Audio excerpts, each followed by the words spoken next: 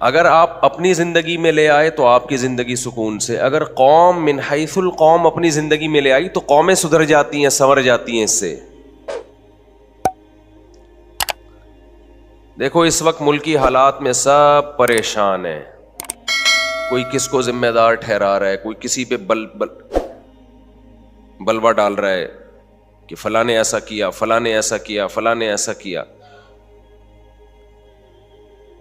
اگر ہم دو چیزوں کا اہتمام کر لیں، اپنی نجی زندگی میں بھی اور قومی سطح پہ زندگی میں بھی، بہت سارے حالات ہمارے سیدھے ہو سکتے ہیں۔ ایک، جب تک کسی خبر کی پوری تحقیق نہ ہو جائے، اور تحقیق ریسرچ پیپروں سے نہیں ہوتی، یہ خوب سمجھ لو۔ جو جھوٹ بولتے ہیں وہ ریسرچ پیپر بھی غلط لکھ سکتے ہیں۔ تحقیق ہمیشہ اس فیلڈ کے ماہرین سے، اگر کوئی علم کا شعبہ ہے اور اگر کسی کی ذات کے بارے میں الزام ہے تو اس ذات سے جب تک رابطہ نہ ہو جائے، یا اس کے قریبی متعلقین سے جب تک رابطہ نہ ہو جائے، وہ متعلقین جن کا اپنا مفاد نہ ہو، جب تک ان سے رابطہ نہ ہو جائے، کسی شخص کے، کسی ادارے کے، کسی قوم کے بارے میں رائے قائم بولو مت کرو۔ ایک طوفان بدتمیزی سوشل میڈیا پہ، ہر شخص ملک کے خلاف بکواس کر رہا ہے، ہر شخص ملک کے خلاف بول رہا ہے۔ مجھے ان بولنے والوں پر اشکال نہیں ہوتا، وہ تو ایجنٹ ہیں، بیٹھے ہوئے ہیں اس کام کے لیے۔ اشکال ہوتا ہے نیچے کمنٹس دیکھ کے، لوگ اس کو سچ سمجھ رہے ہیں، بولے جا رہے ہیں، بولے جا رہے ہیں، بولے جا رہے ہیں۔ ہر دوسرا کلپ آپ دیکھ لو، شارٹ کلپس آ رہے ہیں نا آج کل، اتنے ان کے ویوز ہیں، اتنے ملینز اور اتنے کمنٹس، تو اندازہ ہوتا ہے کہ سوشل میڈیا کو یہ پاور حاصل ہو گئی ہے، وہ ایک باقاعدہ فوج ہے، کسی بھی ملک کی ایک آرمی بن چکی ہے، جو حکومتوں کو گرا بھی سکتی ہے اور حکومتوں کو بنا بھی سکتی ہے۔ آپ بتاؤ کسی قوم کو ایک ایسی اندھی بحری قوت کے حوالے کر دیا جائے جسے مینج کرنے والا کوئی نہ ہو، جو بے لگام ہو، تو اس قوم کی تباہی ہے یا نہیں ہے؟ مجھے ایک بات بتاؤ۔ یعنی آپ جو پالیسیاں آپ کی جو ملک کی عوام سوچے گی، بنائے گی، وہ ایک آزاد سوشل میڈیا کے ذریعے، اور وہ سوشل میڈیا کو اس کو اجازت ہے کہ وہ جھوٹ بول سکتا ہے، اور اس جھوٹ کو پہچاننے والا، اس پہ تحقیق کرنے کی لوگوں میں صلاحیت نہیں ہے۔ کسی قوم کو ایسے میڈیا کے حوالے کر دیا جائے تو اس قوم کا بھیانک انجام ہوگا کہ نہیں ہوگا؟ ملک ہمیشہ ملک جو چلانے والی قوتیں ہوتی ہیں وہ ہمیشہ ایک منظم ادارے ہوتے ہیں یا منظم حکومتیں ہوتی ہیں، چاہے وہ سیاسی ہوں، چاہے وہ فوجی ہوں، ہمیں اس سے بحث نہیں ہے۔ وہ صحیح بھی ہو سکتے ہیں، وہ غلط بھی ہو سکتے ہیں، اس سے بھی ہمیں بحث نہیں ہے، لیکن کنٹرول اداروں کے ہاتھ میں ہوتا ہے یا حکومتوں کے ہاتھ میں۔ حکومت بھی ایک ادارہ ہے نا، ایک منظم، ایک مینجمنٹ کو حکومت کہا جاتا ہے۔ اگر سوشل میڈیا کے حوالے قوم کو کر دیا آپ نے، تو بھائی سوشل میڈیا پہ تو جو جتنا زیادہ وائرل ہوگا اس کا اثر اتنا زیادہ ہوگا، جو جتنا اچھا جھوٹ بولنا جانتا ہوگا اس کی بات اتنی زیادہ پھیلے گی۔ اچھا جھوٹ بولنا کسے کہتے ہیں میں آپ کو بتاتا ہوں۔ ابھی آپ کہیں گے جھوٹ تو جھوٹ ہے، اچھا کیا؟ بہت لوگ بڑے اچھے طریقے سے جھوٹ بولتے ہیں جو کہ آج کل بول رہے ہیں۔ میں اپنی بات کر لیتا ہوں، میرے بارے میں کلپ چلا ہے ابھی، ایک صاحب نے ڈراپ شپنگ کو پروموٹ کرنے کے لیے، ایک تو یہ بات خوب اچھی طرح سمجھ لو، آج کل نا آپ کا کلپ وائرل اس وقت تک نہیں ہوگا جب تک آپ اپنے کلپ میں 2-4 گالیاں مولویوں کے لیے نہ نکالو۔ آپ اس کے بغیر آپ کا کلپ چلتا ہی نہیں ہے۔ لوگ کہتے ہیں فلاں ہمارا نام لگا کے اتنے اپنے کلپ چلا رہا ہے، حالانکہ وہ ہمارا نام لگا کے چلا رہا ہوتا ہے، جھوٹ وہ بول رہا ہوتا ہے، بدنام کس کو کر رہا ہوتا ہے؟ دوسرے کو کر رہا ہوتا ہے۔ مثال کے طور پر میں یہ سوشل میڈیا پہ بڑے مشہور ہیں. فرض کریں میں نے کہا یہ دیکھو میرا نام لگا لگا کے اپنے کلپ کو وائرل کر رہے ہیں. حالانکہ میرا مقصد یہ ہوگا کہ میں اس کا نام استعمال کروں تاکہ اس بہانے میرا یہ والا کلپ کیا ہو جائے, وائرل ہو جائے. اب لوگوں میں اتنی سینس نہیں ہوتی کہ ابے بھائی جو کام یہ کر رہا ہے الزام تم کس پہ لگا رہے ہو, تم اس پہ لگا رہے ہو, حالانکہ اصل میں یہ چالاکی کر رہا ہے. لیکن یہ اتنا مکار اور اتنا چالاک ہے کہ اس کا مقصد تھا کہ میں مارکیٹ سے, میڈیا کی دنیا سے چونکہ شارٹ ہو گیا ہوں تو اب میں نے اپنے آپ کو وائرل کیسے کرنا ہے, تو بھائی کسی مشہور پہ کوئی الزام لگاؤ. اب الزام مل نہیں رہا تو یہی الزام لگا دو کہ یہ مشہور میرا نام استعمال کر کے مشہور ہو رہا ہے. ٹھیک ہے نا, چالاکی سمجھ رہے ہیں, ہوشیاری سمجھ میں آ رہی ہے, نہیں آ رہی میرا خیال ہے. تو ایک صاحب ہیں وہ ڈراپ شپنگ کے حوالے سے انہوں نے کلپ بنایا میرے خلاف, سبھی علماء کے خلاف بنایا, میرے کیا. اس میں کہا ان علماء کو ڈراپ شپنگ کا کچھ پتا نہیں ہے, یہ گھروں میں بیٹھے ہیں, مسجدوں میں بیٹھے ہیں, مدرسوں میں بیٹھے ہیں اور ڈراپ شپنگ کو انہوں نے حرام کہہ دیا. اور پھر میرا نام لیا کہ 2014 میں مفتی طارق مسعود صاحب نے یوٹیوب کو حرام کہا, جس کی وجہ سے میرا اپنا چینل میں نے بند کر دیا. 2015 میں ان کا اپنا چینل بنا تو انہوں نے جائز کر دیا. تو یہ مولوی لوگ جب اپنے چکر میں ہوتے ہیں تو یوں کرتے ہیں اور فلانا, اور نیچے لوگوں نے اس کو نا لو یو اور پھول اور وغیرہ وغیرہ. کسی کو یہ میں دیکھ رہا تھا درجنوں کمنٹس میں کوئی ایک کمنٹس ہو جو اس سے مطالبہ کر لے کہ یہ جو تم نے مفتی طارق مسعود پہ الزام لگایا ہے اس کی کوئی ثبوت, کوئی دلیل کہ 2014 میں حرام کیا, 2015 میں حلال کر دیا, اور ڈراپ شپنگ کو ناجائز کہتے ہیں یہ لوگ. ان کو ڈراپ شپنگ کا کوئی پتہ ہے ہی نہیں, اس میں بہت سارے الزامات ہیں. اور پھر آگے دیکھو یہ مولوی ایسا ہی ہے. یہ بالکل وہ اسٹائل ہے جو زلیخا کا اسٹائل تھا جب یوسف علیہ السلام پہ اس نے تہمت لگائی. زلیخا بند کمرے میں یوسف علیہ السلام کو زنا کی دعوت دیتی ہے. ایسا ہی ہے نا, ہمارے پاس جو اللہ کا کلام پہنچا وہ جھوٹا نہیں ہو سکتا. اس میں جو اللہ نے ہمیں خبر دی, جو نیوز تھی ہمارے پاس, وہ کیا تھی کہ کوشش کس نے کی ہے بدکاری کی, بول لو نا بھائی.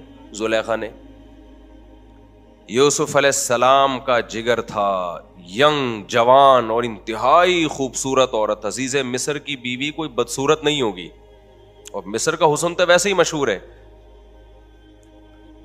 کنوارے بھی ہیں, بہت طاقتور بھی ہیں. وَلَقَدْ هَمَّتْ بِهِ وَهَمَّ بِهَا. قرآن کہتا ہے وسوسوں کی حد تک یا جذبات جو یوسف علیہ السلام کے دل میں بھی پیدا ہوئے, جوان تھے,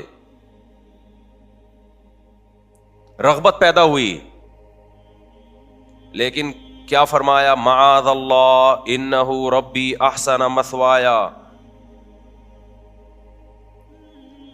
میں کیسے گناہ کروں, اس کے احسانات کا کیسے انکار کروں میں. اور دروازے کی طرف دوڑے بچنے کے لیے.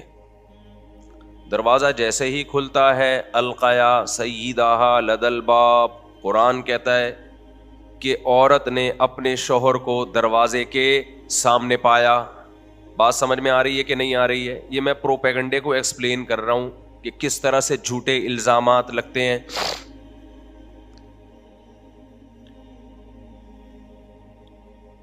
الفیا سیدہا لدى الباب. اب زلیخا کا کانفیڈنس دیکھیں. اگر زلیخا اس زمانے میں ہوتی اور انسٹاگرام پہ اپنا ایک چینل بناتی اور توبہ نہ کی ہوتی اس نے اس جرم سے, جو تو آپ سوچو کہ اس وقت اس کو پیسے کھلا کے کتنے زبردست پروپیگنڈے اس کے ذریعے کروائے جا سکتے تھے. کیونکہ جھوٹ بولنے کے لیے سب سے پہلے یہ ضروری ہے کہ جھوٹ بڑے کانفیڈنس کے ساتھ بولیں. آپ اگر جھوٹ بولتے ہوئے ذرا سا آپ کنفیوز ہو رہے ہیں, لوگ سمجھ جائیں گے یہ جھوٹ بول رہے ہیں. بڑے کانفیڈنٹلی آپ جھوٹ بولیں, تھوڑا ہنسیں بھی, مسکرائے بھی, اس طرح سے ہوتا ہے جھوٹ. میں آج انہی لوگوں کو تھوڑا ایکسپوز کروں گا نا جو کیا کیا جھوٹ مارکیٹ میں سوشل میڈیا کے ذریعے چل رہا ہے. اور ہر دوسرا تیسرا کلپ یا تو ملک کے خلاف آئے گا, کنٹری کے خلاف, یا مولویوں کے خلاف. اس کا مطلب مولوی اور ملک میں کوئی مناسبت ہے, کچھ مناسبت ہے پاکستان میں اور مولویوں میں. لہذا دونوں کی پوری دنیا واٹ لگانا چاہتی ہے کہ نہ یہ ملک رہے نہ مولوی رہے. ان کو پتا ہے کہ اس ملک کو بچانے والا طبقہ صرف مذہبی ہے, باقیوں کی توندیں بھری ہوئی ہیں, ان کو کوئی شوق نہیں ہے. صرف مذہبی طبقہ ہے جو جانے دے گا اس کے لیے. مذہب کو ہٹا دے تو کیا بچے گا ہمارے پاس؟ موٹیویشن کہاں سے ملے گی ملک کے لیے جان دینے کی؟ سمجھ میں آ رہی ہے بات کہ نہیں آ رہی ہے؟ اور پھر الزام دیکھو, چاند پہ چلے گئے, وہ مولوی یہ کر رہا ہے, وہ چاند پہ چلے گئے. مولوی نے تمہیں چاند پہ جانے سے روکا ہے یار. تم اپنی یونیورسٹیوں کا حال تو دیکھو جا کے. میں واحد بچہ تھا اسکول میں جو مولوی کا بچہ تھا. میرے والد صاحب حافظ قرآن تھے, ویسے تو پاکستان نیوی میں, لیکن نماز بھی پڑھایا کرتے تھے, مسجد کے امام بھی تھے. میں واحد تھا جو نقل نہیں کرتا تھا. میرے ابا نے بتایا تھا حرام ہے اسلام میں, اور سارے پھرے موٹے موٹے لے کے حل کر رہے ہوتے تھے. کراچی کے اسکولوں کی بات کر رہا ہوں. ایک خیر تھی مولوی جو تمہیں کرپشن سے روک رہا تھا, اس کے بھی تم خلاف ہو گئے. تو وہ جو ڈراپ شپنگ کے حوالے سے محترم نے کلپ میں کہا, اور یہ میں ایک شخص پہ رد کرنا مقصد نہیں ہے, یوٹیوب اور فیس بک کی دنیا میں ایسے بیسیوں لوگ بھرے ہوئے ہیں, بیسیوں لوگوں سے یہ ایپس بھری ہوئی ہیں. انہوں نے کہا ڈراپ شپنگ کو ان مفتیوں نے حرام قرار دیا. پہلا جھوٹ یہ کہ ڈراپ شپنگ مفتیوں نے حرام قرار نہیں دیا ہے. ڈراپ شپنگ حلال ہے. کچھ پابندیاں لگائی ہیں کہ شرعن ان پابندیوں کے بغیر آپ کوئی بزنس بھی نہیں کر سکتے, ڈراپ شپنگ ہو یا کوئی بھی ہو. ایک قبضے سے پہلے آگے مال بیچنا اسلام میں جائز بولو نہیں ہے. یہ صحیح حدیث ہیں اس بارے میں. لا تبع ما لیس عندک, رسول اللہ صلی اللہ علیہ وسلم نے فرمایا جو چیز ابھی تمہارے پاس ہے ہی نہیں, جس کے تم مالک ہی نہیں ہو, اس کو آگے نہیں بیچ سکتے. آپ لوگ چاہتے ہو جوئے سٹے لوگوں میں پروموٹ کر کے نوٹ چھاپو, جب مولوی اس میں رکاوٹ بنتا ہے, حالانکہ مولوی کو اس میں کوئی فائدہ نہیں ہے رکاوٹ بننے کا, وہ حق بیان کرتا ہے, تو بجائے اس کے کہ آپ جوئے اور سٹے کے بازار کو ختم کرو, آپ بتاؤ اس سے پیسے کی جو رولنگ ہوگی, جو پیسہ سوسائٹی میں گھومے گا, یہ نیچرل ہوگا کیا؟ ایک چیز آپ نے لی نہیں ہے, آپ کے قبضے میں نہیں ہے, ادھر سے خریدی, آگے ادھر کسی کو پہنا دی, اس سے خرید و فروخت کا عمل بڑھ جائے گا, اور یہ نیچرل نہیں ہوگا. چیزوں کی ویلیو بڑھتی ہے ان چیزوں سے. ہمارے پیغمبر نے پابندی لگا دی ہمارے اوپر کہ جب تک قبضہ نہیں ہے, صرف ملکیت میں داخل ہونا بھی کافی نہیں ہے, جب تک کوئی چیز آپ کے زمان اور رزق میں نہیں آ جاتی آپ اس کو آگے نہیں بیچ سکتے. دلیل دی حضرت عثمان جاتے تھے اور کمیشن پتہ نہیں کیا کیا فضول نہ, ایسے نہ کوئی سر نہ پیر. کمیشن ایجنٹ بننا ایک الگ چیز ہے. کمیشن ایجنٹ ضامن نہیں ہوتا, لیکن وہ ایک کی چیز دوسرے کو بکوا رہا ہوتا ہے, اس میں ضامن پھر وہ ہوتا ہے جو مالک ہو. میں ابھی مثال سے سمجھاتا ہوں اس کو, یہ تو میرا ٹاپک نہیں ہے ڈراپ شپنگ, لیکن میں ابھی بتاتا ہوں کہ مولویوں کو بہت کچھ پتا ہے الحمدللہ, آپ سے زیادہ پتا ہے ڈراپ شپنگ کا. یہ کہتے ہیں مدرسے میں رہتے ہیں اور مسجد میں رہتے ہیں اور ان کو کیا پتا. یہ بالکل ایسے ہی ہے جیسے ایک ڈاکٹر میڈیکل کالج میں رہتا ہے, اپنی کلینک میں رہتا ہے, اس کو لوگوں کے علاج کا کیا پتا. تو علاج کا تو پتہ ہی اس کو ہوگا جب میڈیکل کالج میں رہے گا اور کلینک میں رہے گا. تو مدرسے میں جو رہے گا تو مسائل وہیں آتے ہیں, وہی تحقیق کرے گا. انشورنس کیا ہے, سود کیا ہے, حلال کیا ہے, حرام کیا ہے, اس کو تو تحقیق کا موقع ملے گا. وہاں تاجر آتے ہیں مسائل پوچھنے کے لیے, ڈاکٹرز آتے ہیں مسائل پوچھنے کے لیے. ہر مدرسے کی بات نہیں کر رہا, وہ مدارس جہاں دارالافتاء ہے, جہاں فتویٰ صادر کیا جاتا ہے, وہ ان کو تو تحقیق کا آپ سے کروڑا گنا زیادہ موقع ملتا ہے. ہم مدرسے میں یقیناً بند رہتے ہیں, لیکن بند رہ کے کیا پڑے رہتے ہیں وہاں پہ. آپ دیکھو جتنے مفتیان کرام ہیں, کوئی 20 سال سے فتوے کا کام کر رہا ہے, کوئی 15 سال سے, تو فتوے کے کام میں ریسرچ ہی تو ہے. تو ریسرچ تو متعلقہ لوگوں سے ہوتی ہے. مجھ سے کسی نے بلاک چین کے بارے میں ایک سوال کیا اور مجھے بولا ان کو مولویوں کو کیا پتا بلاک چین کا. تو اور یہ تو مدرسے کے اندر بند رہتے ہیں, یہ مدرسے کے اندر بند رہتے ہیں. میں نے کہا میرے بھائی, میں نے 1999 یا 2000 میں بلاک چین پہ تحقیق کی تھی, اور مدرسے کے اندر رہ کے نہیں کی تھی. ان کا مرکز تھا حسن اسکوائر میں ان کا آفس تھا. وہاں گولڈن کی کے نام سے انہوں نے اس بزنس کو پروموٹ کرنا شروع کیا تھا. تو ہمارے ٹیچرز کی طرف سے ہماری تشکیل تھی کہ ان کے لیکچر اٹینڈ کرو اور سمجھو کہ یہ سسٹم ہے کیا. ان کے لیکچرز اٹینڈ کرنے کے بعد ہم نے فتویٰ دیا تھا کہ یہ ناجائز ہے. سمجھ میں نہیں آ رہی میرا خیال ہے بات.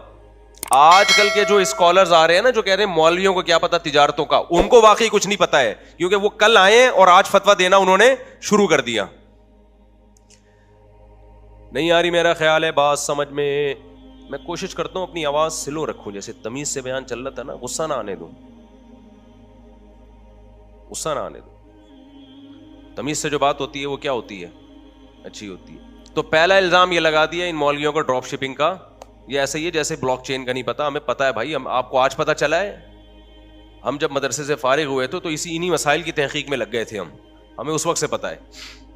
نام چینج ہوتے رہتے ہیں, اس لیے بعض دفعہ کنفیوژن ہوتی ہے. بعض دفعہ مسائل لوگ پوچھتے ہیں کہ جی یہ بزنس کیسا ہے, ان کو ہم کہتے ہیں بھائی ہم سرچ کریں گے یہ ہے کیا, تو پتا چلتا ہے کہ یہ وہی پرانا ہے, نام کیا ہو گیا اس کا, چینج ہو گیا. سمجھتے ہو گیا نہیں سمجھتے. اب یہ بلاک چین والے بھی بہت مولویوں کے خلاف ہو گئے ہیں.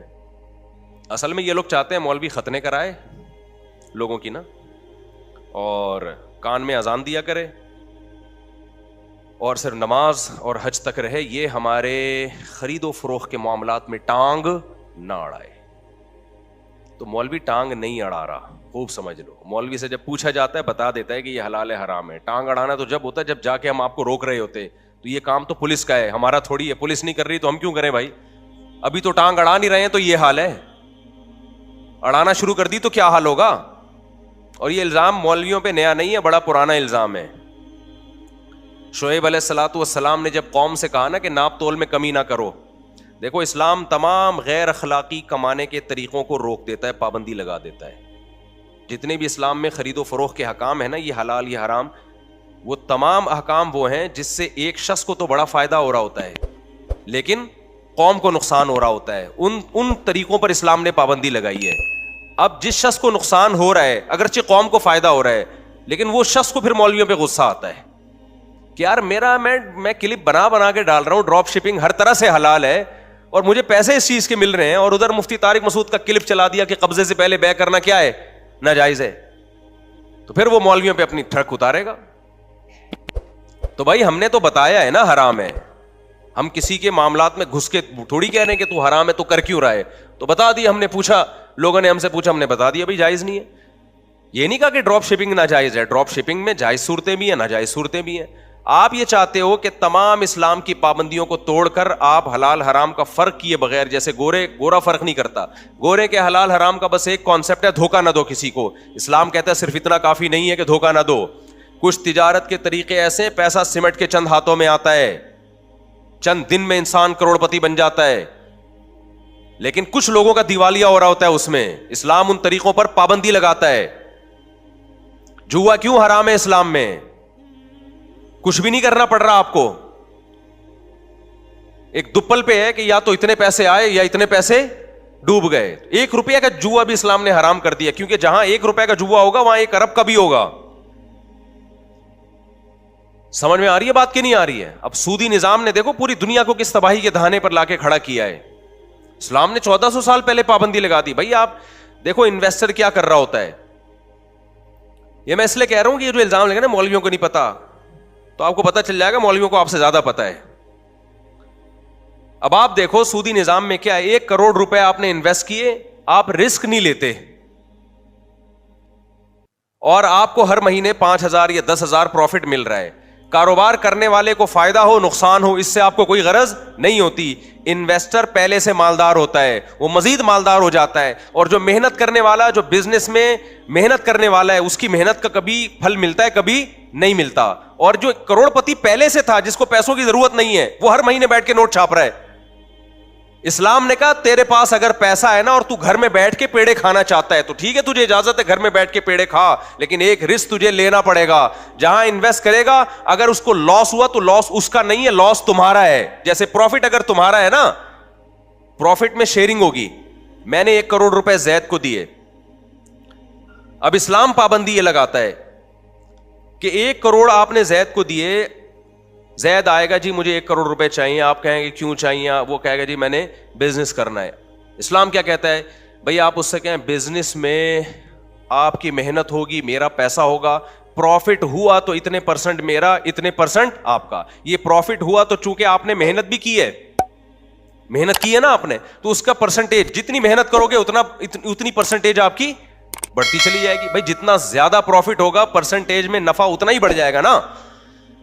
ابے کیا ہو گیا, دیکھو 1 کروڑ روپے میں نے اس کو دیے, میں نے کہا بھائی تو 1 کروڑ پہ اگر 1 لاکھ کمائے گا تو 25,000 تیرا, 75,000 میرا, فرض کرو میں نے ایسے کہہ دیا. تو یہ جتنی محنت کرے گا اس کو محنت کا صلہ اتنا زیادہ ملے گا کہ نہیں ملے گا. پروفٹ بڑھے گا تو 25%, اگر 2 لاکھ کا نفع ہوا تو 25,000 کے بجائے 50,000 ہوگا اس کی. میرا بھی پروفٹ ہو رہا ہے لیکن اس کا بھی بڑھ رہا ہے. لیکن اگر اس کو لاس ہوا تو اسلام کہتا ہے ٹوٹل لاس کس کا ہے؟ انویسٹر کا ہے. لاس میں یہ شریک نہیں ہوگا, اس میں اس مزدور کو فائدہ پہنچایا ہے, اس لیے کہ اس کے پاس تو پہلے ہی پیسہ نہیں ہے, یہ تو محنت کرنا چاہ رہا ہے. لاس اس کے اوپر ڈالو گے یہ تو بیڑا گرک ہو جائے گا بیچارے کا. لاس ہمیشہ انویسٹر کا ہوگا. سوال پیدا ہوتا ہے تو انویسٹر پہ ظلم ہے نا,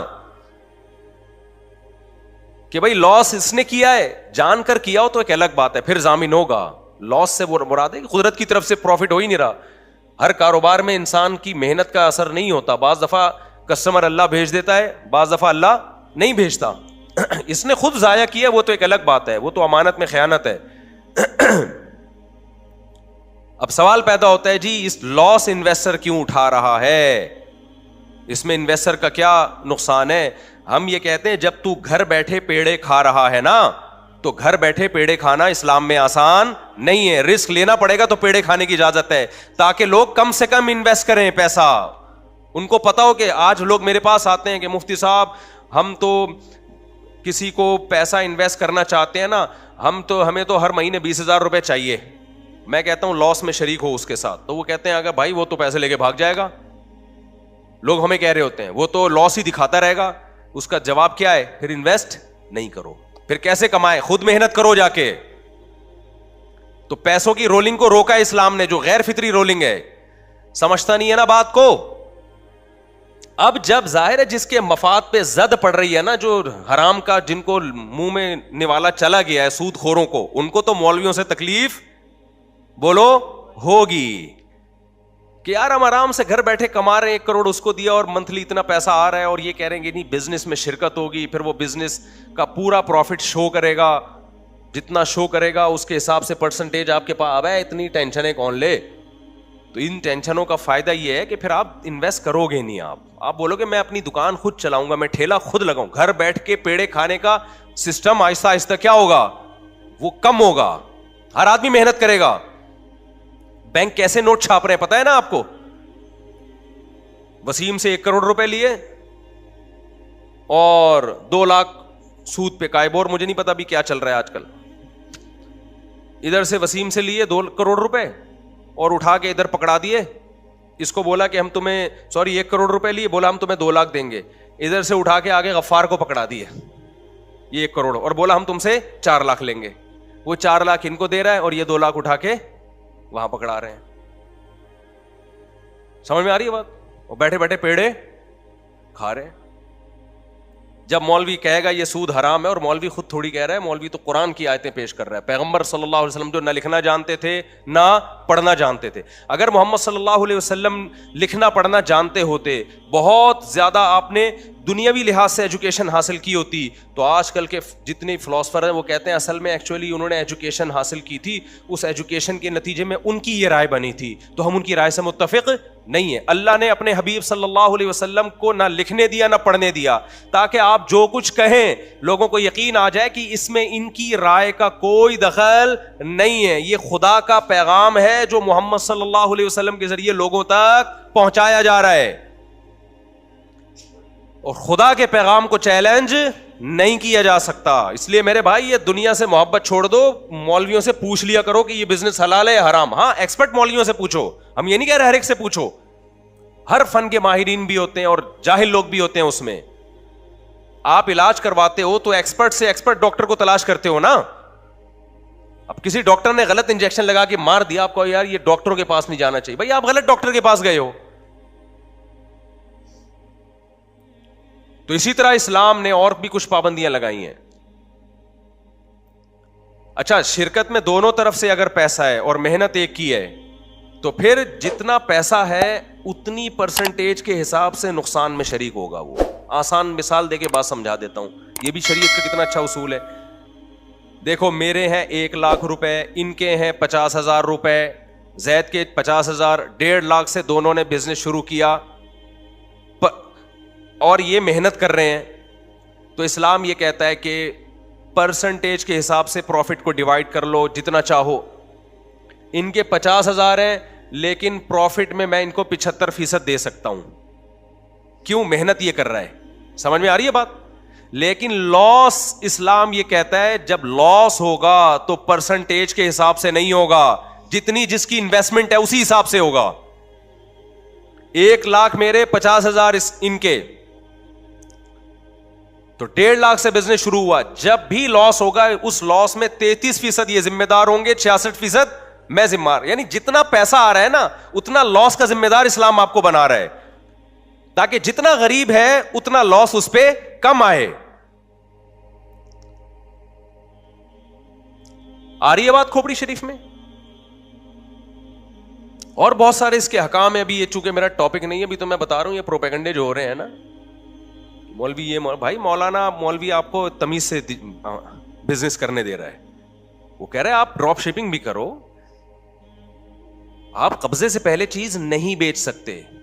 اچھا یہاں لوگ کہتے ہیں جی کمیشن ایجنٹ تھے. حضرت عثمان کا کوئی واقعہ بیان کیا, وہ جو جنہوں نے پروپیگنڈا کیا نا میرے خلاف, حضرت عثمان کا واقعہ بیان کیا کہ جی وہ کمیشن لے کے کیا کرتے تھے. واللہ عالم کون سا واقعہ ہے, میں نے نہیں پڑھا وہ. لیکن ہمیں اس کی صحت کی طرف جانے کی ضرورت اس لیے نہیں ہے کہ فی نفسی ہی کمیشن لینا کیا ہے اسلام میں جائز ہے. لیکن کمیشن جب آپ لیں گے نا, کیا مطلب؟ ڈراپ شپنگ ہی کو دیکھ لیتے ہیں ہم, انٹرنیٹ بینکنگ کو ہم دیکھ لیتے ہیں. آپ نے کسی کمپنی سے کوئی پروڈکٹ لی یا ابھی لی نہیں ہے, آپ نے کسٹمر کو کہا یہ شیمپو کی بوتل میں آپ کو 100 روپے کی میں نے بیچی. وہ کہتا ہے ٹھیک ہے جی میری ہو گئی. ہم کہتے ہیں یہ عمل کیا ہے؟ شرعاً ناجائز. آپ نے ابھی خریدی نہیں ہے, بیچ کیسے دی؟ اچھا پہلے میں اس کی بھی حکمت بتا دوں.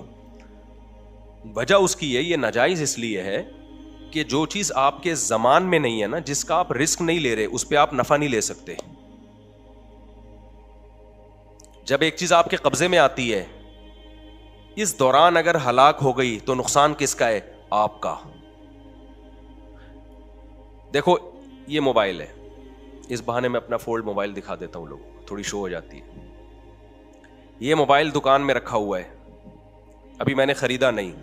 سرینا مارکیٹ میں گیا, موبائل ان کے پاس رکھا ہوا ہے. میں نے کہا بھائی یہ موبائل آج سے میرا ہوا.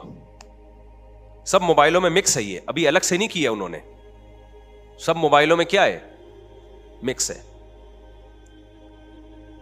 میں نے کہا یہ موبائل میرا ہوا اور یہ 4 لاکھ روپے یا 3 لاکھ یا 3.5 جو بھی قیمت یہ آپ کی ہوئی. قیمت بھی پتہ چل گئی آپ لوگوں. تھوڑا گارڈوں کو ہوشیار رہنا پڑے گا گھر جانے سے پہلے. گفٹ ملا ہے معذرت کے ساتھ. اچھا خیر, میں نے پیمنٹ بھی کر دی. شام کو میں گیا ان کے پاس, میں نے کہا بھائی میرا موبائل. انہوں نے کہا وہ چوری ہو گیا. وہ کیا ہو گیا؟ واقعی ہو گیا چوری, فرض کرو. میں کہتا ہوں کہ ٹھیک ہے میرے پیسے واپس کرو. وہ کہہ رہے ہیں پیسے تھوڑی, موبائل آپ کا تھا, چیز آپ کی تھی, چوری ہوئی تو ذمہ دار کون ہوگا؟ آپ ہو گئے. یہ دلیل صحیح ہوگی؟ میں کہوں گا میرے ہاتھ میں کچھ آیا ہی نہیں ہے بھائی جان, موبائل بھی آپ کے پاس, ڈبہ بھی آپ کے پاس, وہ آپ ہی کے موبائلوں میں گھسا ہوا ہے. تو اس کا مطلب یہ ہوا کہ موبائل میں نے خرید تو لیا ہے لیکن ابھی اس کا رسک میری طرف ٹرانسفر نہیں ہوا. چوری ہوتا ہے تو نقصان دکاندار کا سمجھا جاتا ہے, میرا نقصان نہیں سمجھا جاتا. لہذا اس موبائل کو آگے بیچ کے میں پیسہ نہیں کما سکتا. میں نے سرینا مارکیٹ سے موبائل لیا, موبائل انہی کی الماری میں ڈبوں میں رکھا ہوا ہے, انہی کی الماری میں رکھا ہوا ہے, اور میں نے ابھی خریدا 4 لاکھ کا, فرض کریں, آگے میں نے 4.5